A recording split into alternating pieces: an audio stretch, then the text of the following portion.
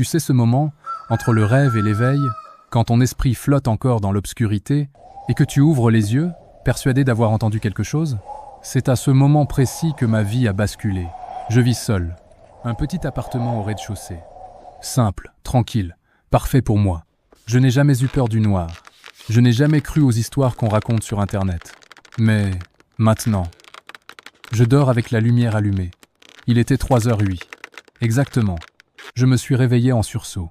Un bruit, dans la cuisine, comme si quelqu'un fouillait dans mes affaires. J'ai retenu mon souffle. Le bruit s'est arrêté. Silence.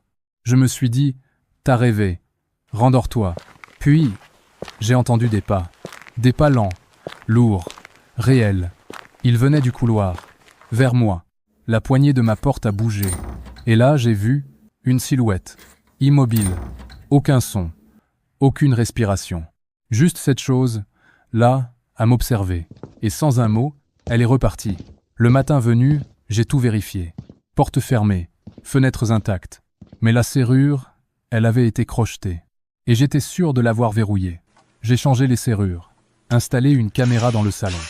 Je me suis dit, si c'est réel, je le saurai. Les nuits suivantes, rien. Jusqu'à une semaine plus tard, 3h02. La caméra détecte un mouvement. Je regarde. Il est là, devant la porte, immobile. Puis, il tourne la tête, lentement, et il sourit. J'ai appelé la police. Ils ont visionné la vidéo. Pas de visage identifiable. Pas d'empreinte. Aucune trace. Depuis, chaque nuit, je reste éveillé, à l'affût, à attendre quelque chose que je ne comprends pas.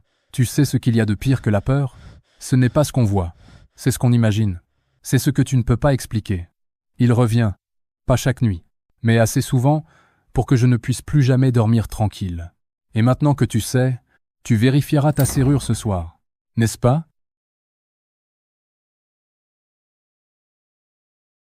Tu as aimé frissonner? Continue si tu l'oses. Le miroir bascule et dévoile quelque chose d'inattendu. Un vide, un trou dans le mur. Et derrière ce trou, un autre appartement. Un passage.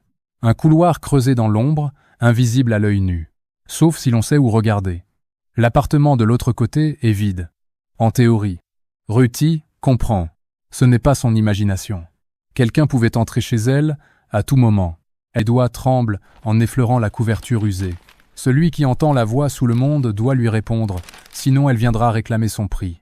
Mon cœur tambourine si fort que j'ai l'impression qu'il va briser ma cage thoracique.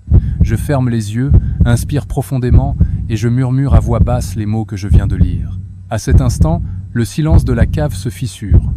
Un chuchotement, à peine un souffle. Camille, réponds. Mon sang se glace. Ce n'est plus seulement un bruit sous le plancher, c'est une voix qui m'appelle par mon prénom.